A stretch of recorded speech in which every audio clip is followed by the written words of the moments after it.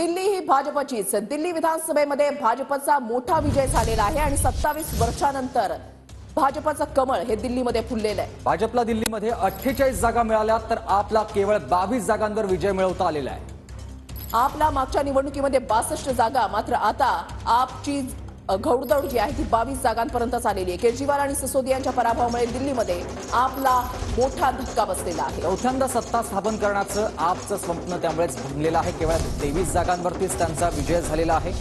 47 जागांवरती भाजप पोहोचली आहे। 27 वर्षांनंतर दिल्ली विधानसभा या ठिकाणी भाजपचं कमळ फुललं आहे।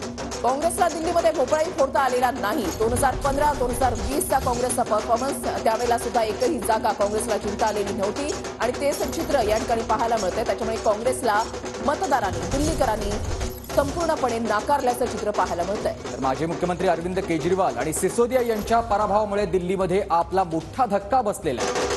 अरविंद केजरीवालांचा पराभव करत परवेश वर्मा हे जायंट किलर ठरलेले आहेत। परवेश वर्मा हे माजी मुख्यमंत्री साहेब सिंह वर्मा यांचे सुपुत्र।